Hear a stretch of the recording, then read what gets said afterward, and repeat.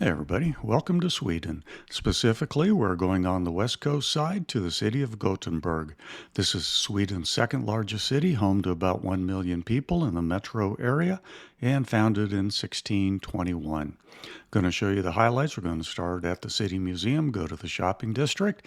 Just for fun, I'm going to show you some American fast food, the Haga Historical, the Skansen Kronan, the Poseidon Statue, the historical gardens, the aquarium, and then we're going to finish off with dinner at Feskekorka.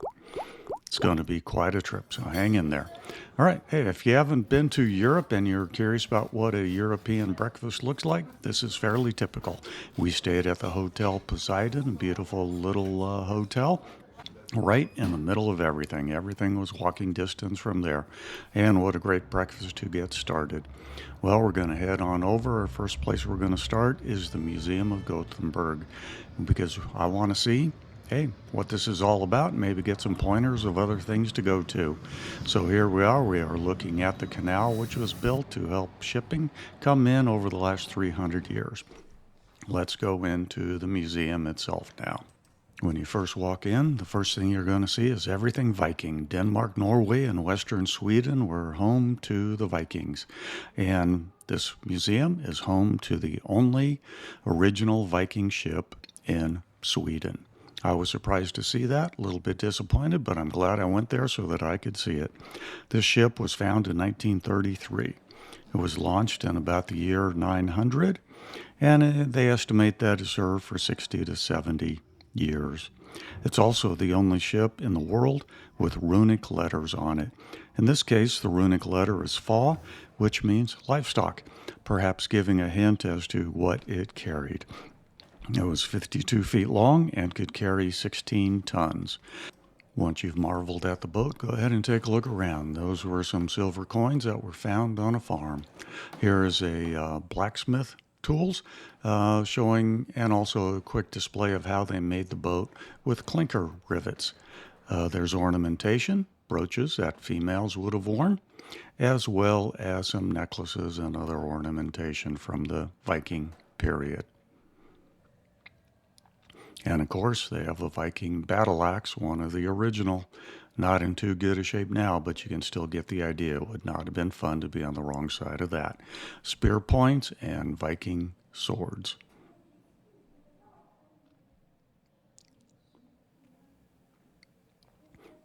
The museum is a really good place. They spend as much time having everything spelled out in English as they do in Swedish. Once you get out of the Viking area, then you can go into the rest of the history of Gothenburg, and they present it very well. Although not being a native, much of it was lost on me, and I don't think it was as well as explained as the Viking area was, but it was still very, very fun. They do give tours. This one was in Swedish, but looked like it would have been pretty good. Now, here's a map of the world from about the 1660s. Interesting fact, there was a place called New Sweden. Yep, Sweden had a colony in the Americas from 1638 to 1655. It was centered around Wilmington, Delaware, at the top of the Chesapeake Bay.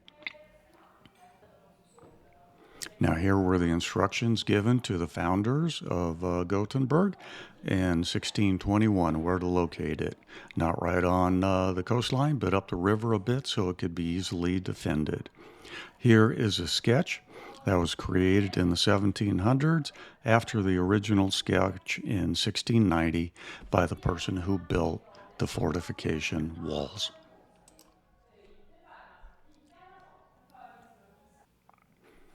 Then you go into the rest of the history, costumes from the 1700s, what would have been typical wear for the fancier folks, and then a model of the East India ship, which was built in the late 1700s. Sweden had a very active trading relationship with China, and here are some of the goods on display that they brought back during the East India trading days of the 1700s and 1800s.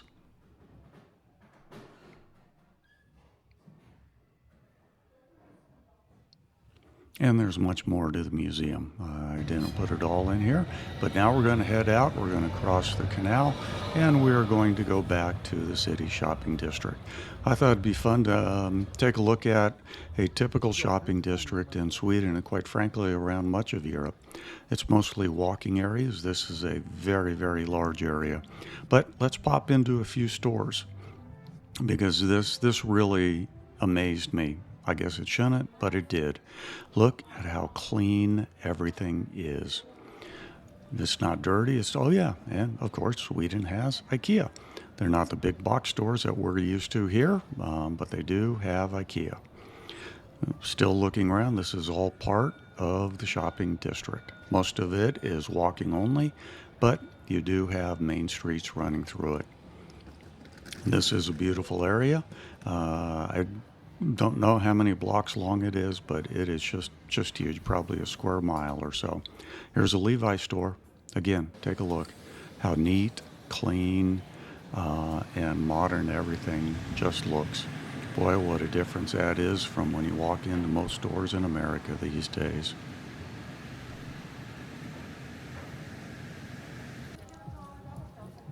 Here's a shoe store.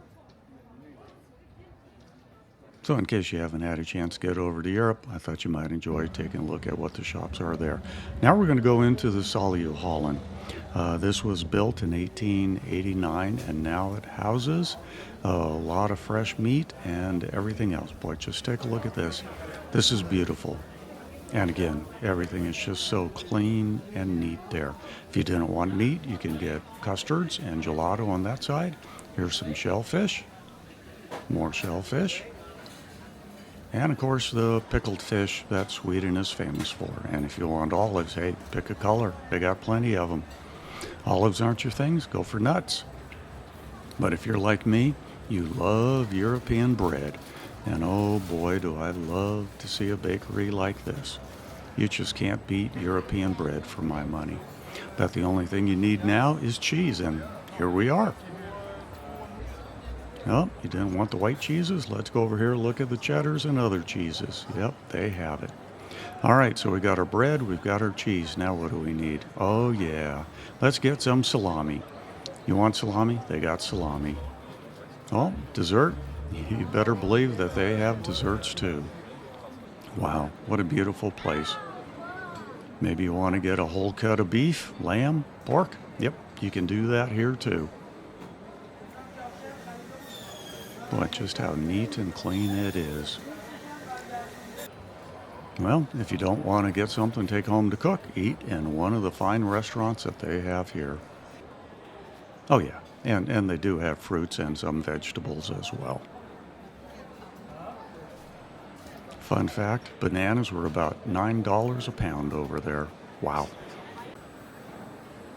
More restaurants, more area. This was just a really fun place to go through, and yes, we did pick up some bread, meat, and cheese for the rest of our trip. All right, so here are some classic American stores.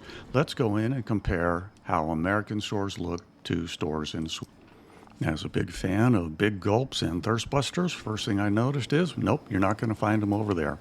You can get your bottled soda, but you are not going to get a 44-ounce Thirst Buster in Sweden or Norway for that matter. But you can get this. You're not going to find that here. Wow, beautiful. And again, so clean. Need a sandwich? A little pick-me-up? Yep, you can get those here too. All right, now McDonald's. Hey, we all know what a McDonald's. Let's go in and take a look here. Wow. It's not very crowded. It's mid-morning. Oh, I got a kick out of that. El Mako and Company. Okay, now remember when you're in Sweden, Norway, just drop the last digit and that'll give you the price roughly in American dollars. Tasty bacon, QP cheese. Well, they have about the same menu that we have here. But wow, this is about the cleanest McDonald's I've seen. And no, it was not brand new. Yes, it had been open and operating. This was just how they keep things in Sweden. Boy, I wish we could match that. All right, back out on the street, and yes, they have electric trams going just about everywhere. This is a very walkable city. And if you don't want to walk, you can grab a tram. Okay, let's go check out Burger King. No way they're going to be as clean as that McDonald's. Okay, well, maybe they are. Yes, they sure are. Notice use of electronic kiosks, and I tried it out, and it is very well presented, very easy to put together, and you can do everything right there. Bacon mayo lover, garlic cheeseburger, well, they have everything. And look how clean it is. Gosh. All right, KFC, last one. I'm not going to bore you with any more, but let's go take a look at a KFC. By now, it's a real lunchtime, so yep, it's crowded and busy, just like an American one. Let's see how clean and neat it is. Yep, same thing. Typical American fare there, plus a few extras. But again, kiosks are in fashion, pay there, and they will deliver your food. All right, enough of that. Now back to shopping. We're going to go to Haga. That is the original suburbs of the original Gothenburg, established in about 1648.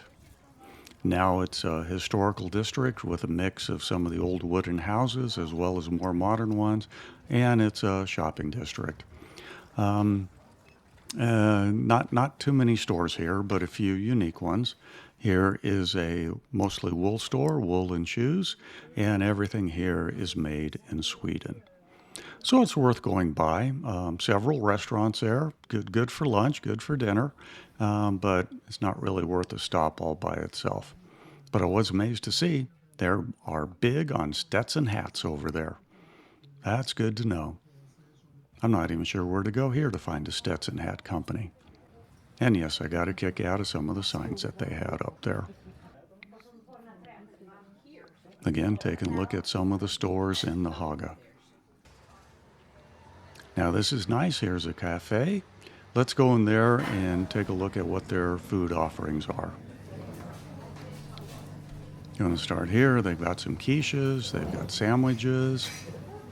Oh, they have some beautiful things right there. I'm not even sure what they are, but they sure look good. Sandwiches are looking good too. All right, now let's get into desserts. They do love their desserts, but they're not just desserts over there. They'll stop anytime and have a coffee and a tasty treat. And boy, do they know how to make them. Good thing cold weather burns a lot of calories. Because if I were over there for too long, yeah, that would not be good for the waistline. That is just some good-looking food right there. All right, enough of that. Now let's go up to Skansen Kronan. This is a redoubt that was built in 1687 to 1698. Now, they located it here because it was on a hill that, if occupied by an invader, would have given them a perfect artillery platform to rain fire down on Gothenburg itself. So this was one of two hills that were chosen to have a redoubt up there, a small fort, so that they could protect it from being overrun and being used against the town itself. There, you can't go in it nowadays, but it is a good walk. It's a beautiful walk to get up there and see. The walls are 15 feet thick, and each of those porticos would have housed a cannon back in the day. 23 cannons were there. They were never fired in anger, though. In 1900, it became a museum, a military museum, and stayed that way till 2004, when all of its displayed were transferred to the Museum of Gothenburg, which we saw at the beginning. But it's still worth a walk up there, worth the view, and worth looking at a little bit of the history.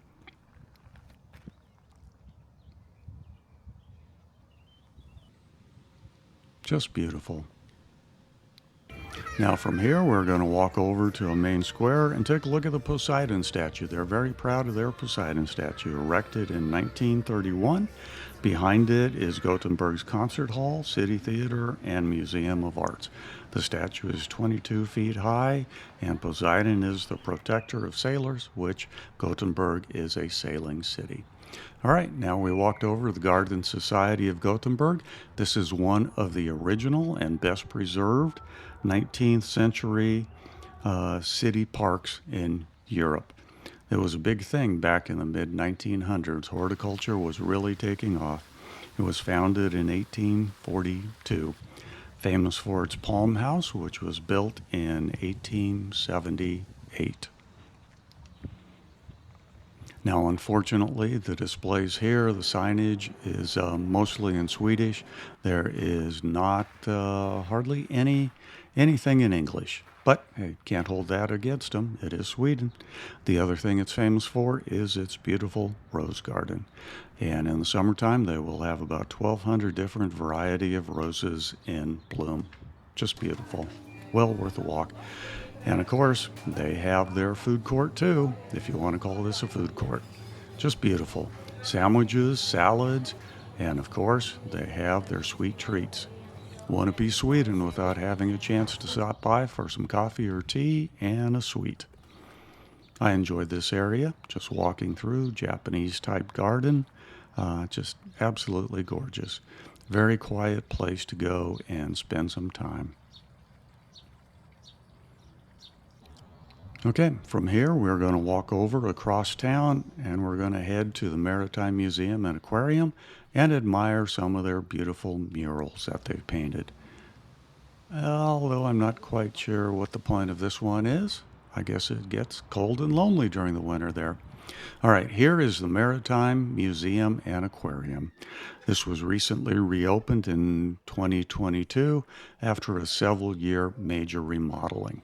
And one of the things they did, they built one of Europe's largest aquariums in the basement. Now, what's fascinating about this for me, as I spent so much time in Florida and the Caribbean, I was shocked to see most of their displays on that floor are built around the coral reefs that you do find in warmer tropical weather.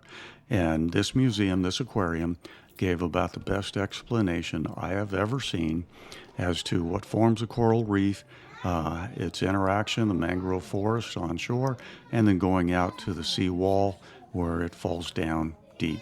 It's a must-see place in my mind to go over there and see it. And with the modern look is you can get the displays in English or Swedish, and you can drill down in anything you want and get all the facts you want on it. Just a beautiful, beautiful museum. I highly recommend going there. Must see in my mind. The big tank has some sharks in it, as well as a lot of other things, but they are also growing coral in it. Just fascinating. Now, of course, they also have the North Sea display with the fishes that made Sweden and Norway famous and sustained their economy and their people. So it's good to see there, learn a bit more about the North Sea and the other very cold waters around the Scandinavian countries. Once again, the modern computer-driven displays, you can select Swedish or English. And you can drill down and go as far and get all the information you want. But I just enjoyed looking at the fish. There you go. Oh, by the way, they taste really good too. All right, go on up. They have 3 or 4 more floors. Here you can see what the area looked like back in the 1600s. As I said at the beginning, Gothenburg was built a few miles away from the actual sea, and they did that on purpose. So ships were actually unloaded about 1.5 miles, 2 miles down from Gothenburg, and then went up on the canals on barges. The museum has a large model ship area. I didn't tape everything, and again, just too much for this video, and this video is already long enough. Got to the top floor, and I was amazed. They have a whole display dedicated to the free-diving women of Jeju Island in Korea. Now, what you may be wondering is, why is this a woman-heavy occupation? Well, until the 16th century, men and women both did it. But the explanation that the men gave was that women had more subcutaneous fat, so it was easier for them to dive in the cold. And the women just countered that, hey, we're hardier, stronger, and we persevered when the men couldn't. But anyway, fascinating area. And if you've done any free diving, you can really admire these people. They had different classes, how far down they could go, and where the really good fish were was at the end. Now, this is fascinating. They have a film there you can watch. And this is about a woman. She is 87 years old, and she's thinking of retiring. That's right. 87 years old, and is just now thinking about retiring from free diving and harvesting the food. Just absolutely amazing. Well, we had a great time in Gothenburg. Now we're getting tired, and it's time to head over and get some dinner. We are heading to Feskekorka. That is Swedish for fish church, based upon the architecture of the building from the outside. Built in 1874 as the auction house for the fishermen. It is now home to 3 or 4 beautiful restaurants. We went upstairs and had a great meal. Started with an amuse-bouche that was on the house. Then we moved into the biggest white asparagus I have ever seen. And then I decided to have some halibut ceviche, some what they call dirty fries. Oh, they were good. They were so good. And then we shared some croquettes. Can't remember what type of fish they were there, but they were good. And then my wife had lemon sole. Well, that's going to wrap up our time in Gothenburg. Hope you enjoyed seeing some of the highlights. I know we sure did. Hey, thanks for watching.